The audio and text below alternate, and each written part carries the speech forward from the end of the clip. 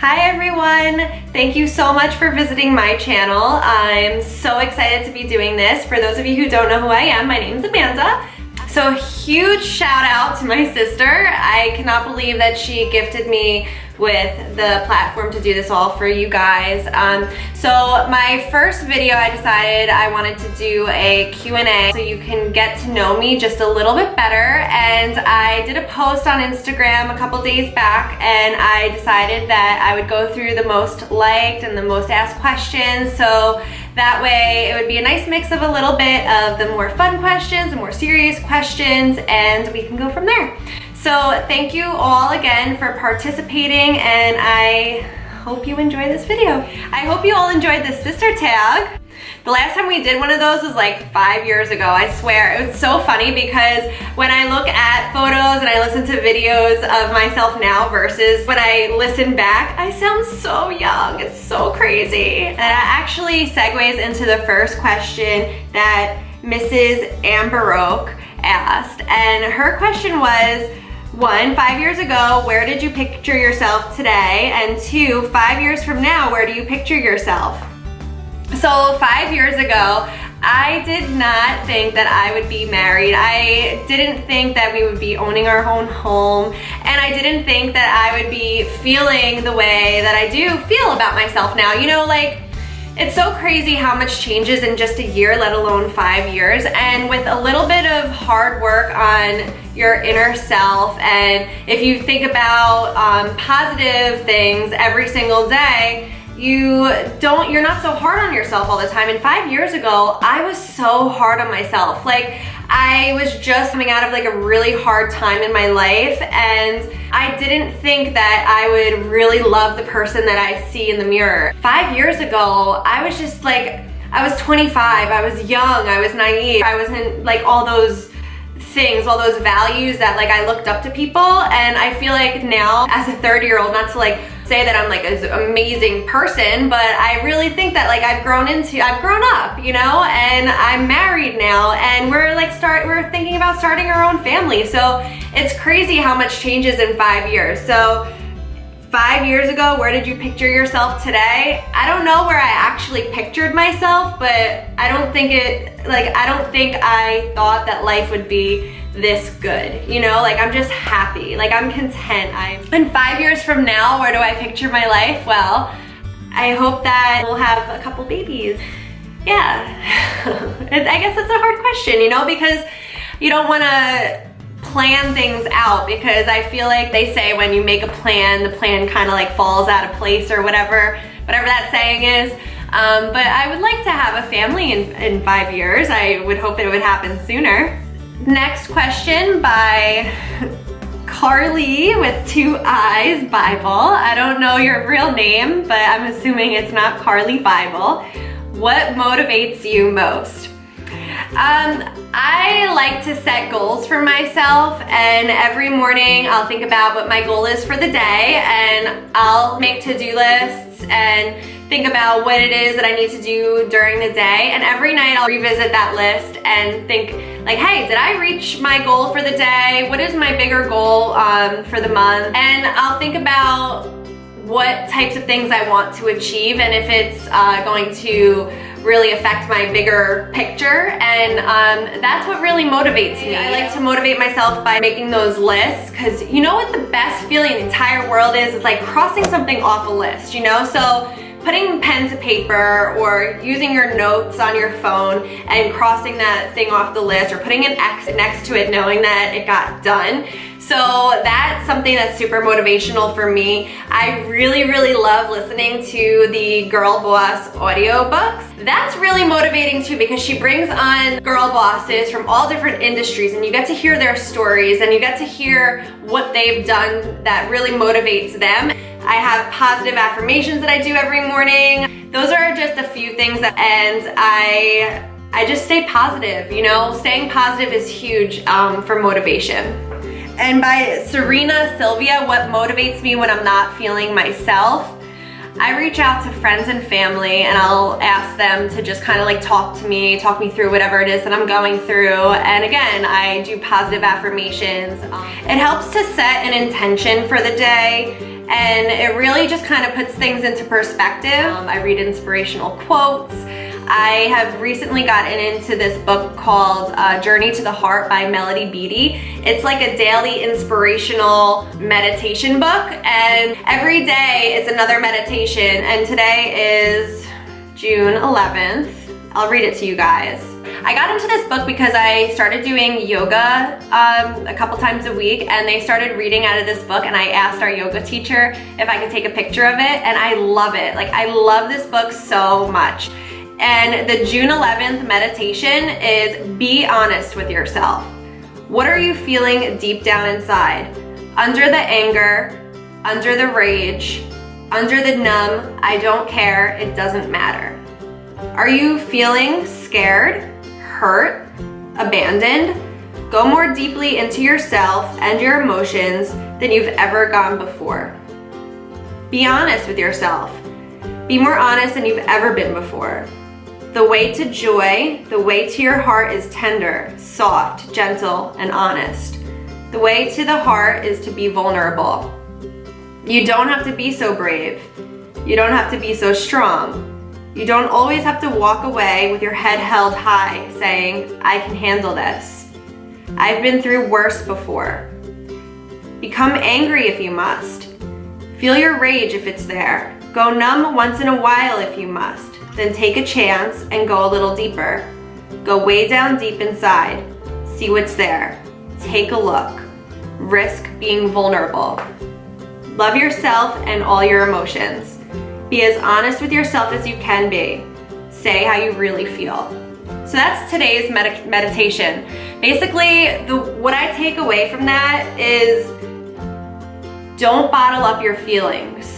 Don't sit on your feelings, and always be honest with how you're feeling, you know? It's like a really good meditation, I think, for today. Like, if you're feeling some sort of way about something, like, you always need to confront those feelings and understand what they are. And feeling numb or not feeling anything at all is so much worse than feeling the feelings. And I don't know, I feel like this book is just so powerful.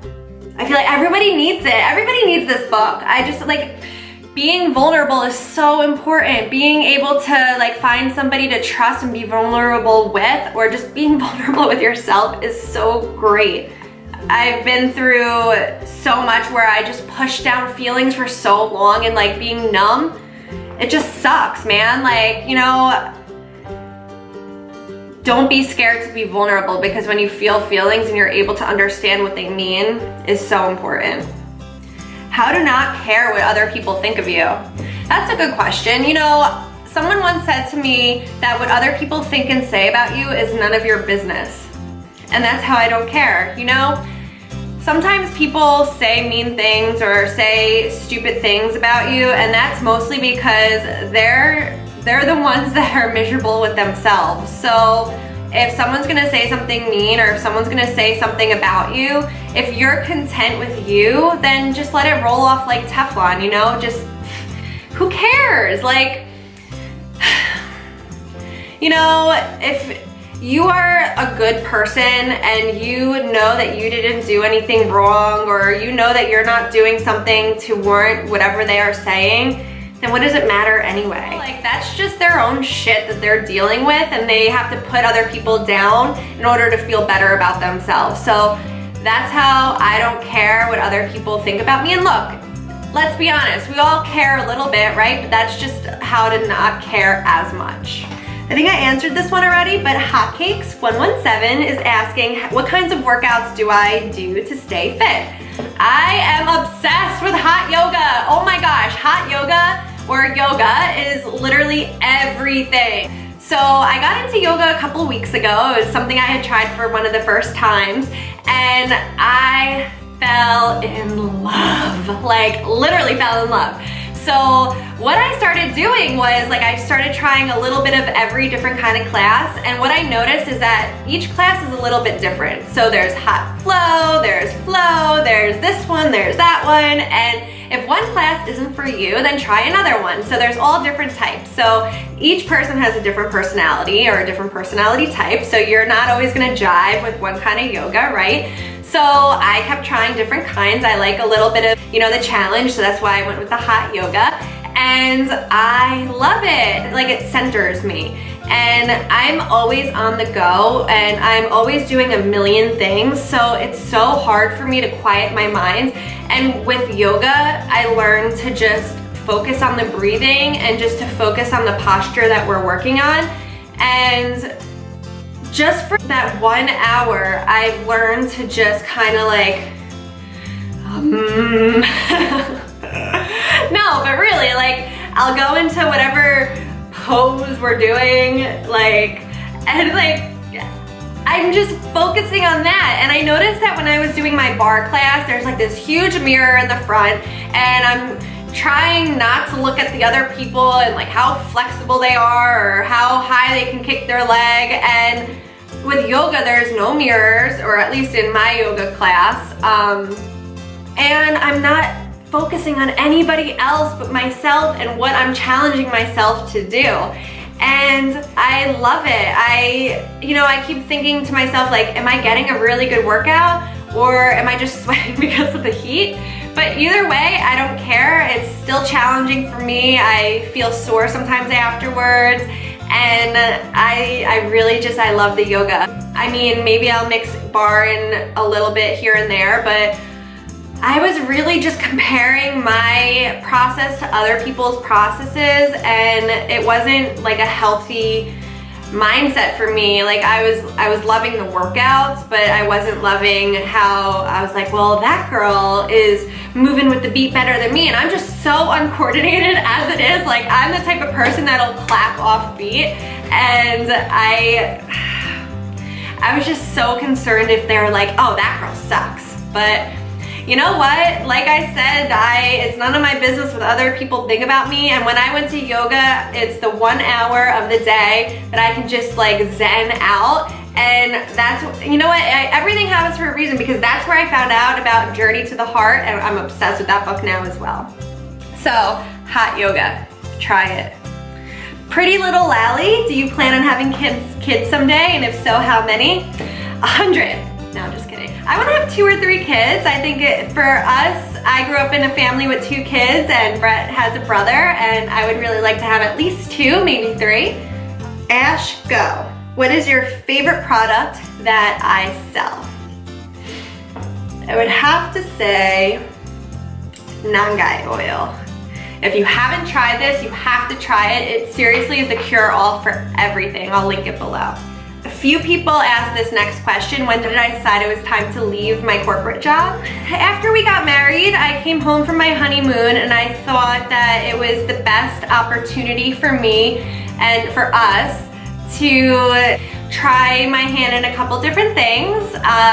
You know, we don't have obligations to a family yet, and it's the only time in my life that I'm gonna be able to really do something that really fulfills me, and I really just wanted to put myself out there in this regard. And there's really no other time in my life that I feel like I would be able to do it except for the here and the now. And I am such a dreamer. I am the type of person that, you know, I don't like to put things to the side for long, and I just thought, you know what, why not? So those are the reasons why. How has your life together changed since we've gotten married? So our life really hasn't changed much since we got married. We've lived together now for 3 years. I think it was more or less just kind of sealing the deal with a marriage certificate and having like the amazing party that we had. It was seriously the wedding of my dreams. I call him hubby, and we're hubby and wifey. We had an amazing honeymoon, but things are basically the same, which I think is a good thing, you know? I wouldn't want anything to change. Our lives were pretty amazing before, and it's just getting better. So, I mean, aside from having like the official title, life hasn't changed much. I think once we have kids, things will change a little bit, but I'll keep you posted. Kylia asked me, what was your biggest struggle in life and how did you / how are you overcoming it?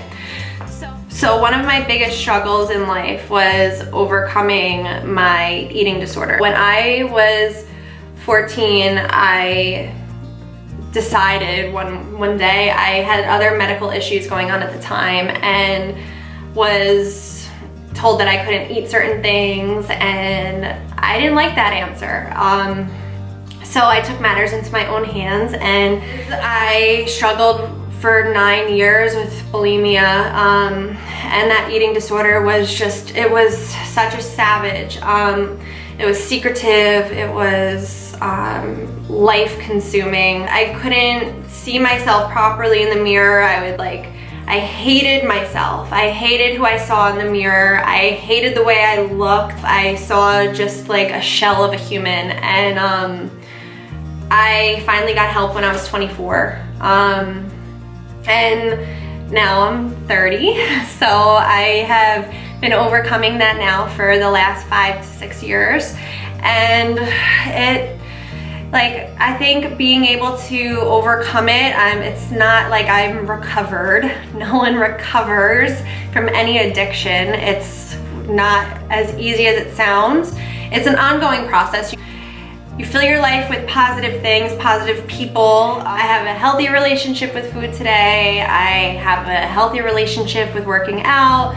And if I'm not feeling good about myself, I talk to somebody about it. I remember walking into the kitchen and just being like a zombie and eating, because I was binging, and it's terrible, and I hate to talk about it like that, but it's the truth. I swear, in the last couple of years, I've grown so much. I don't pick myself apart anymore. I don't complain that I don't like the way I look, because I've done so much work on the inside, and I'm happy with who I am, that I feel like when you do work on the inside, it's such an inside job, right? When you work on who you are and you have that self-awareness, you don't pick yourself apart on the outside. When you do work and fill yourself with positivity and fill yourself with motivation, and you give back to other people and talk to other people about how they can better their own lives. And that's what I do with girls all the time. I tell them how they can do better and how they can fulfill their lives too. And when you help others help themselves, it's so great, it's so fulfilling, and that's how I'm overcoming it on a daily basis. And I fill my life with just people who are doing the right thing. So the next question is, Fit Cat K asks, did you go to college? And what's the most valuable thing that you learned in and out of school? So yes, I did go to college. I went to the College of New Jersey. I majored in exercise physiology, and I minored in marketing. So what is the most valuable thing that I learned inside and outside of school? Make really good impressions on everybody, because everybody will always remember the impression you've made on them. That first impression is so important. Just always carry a positive attitude. Be nice to everybody that you meet. You never know what sort of internal battles that they're facing. Just be nice to people. If you just smile at someone, if you open the door for somebody and then you strike up a conversation, I don't know, I feel like just having that positive attitude towards somebody can change their entire day, seriously. So being nice to everybody is so important, because you can literally change someone's entire day. I think these are all the questions that I've had. If you enjoyed this video, then please subscribe below. I can't wait to see what your comments are. So that's all for now, guys. Thank you for watching.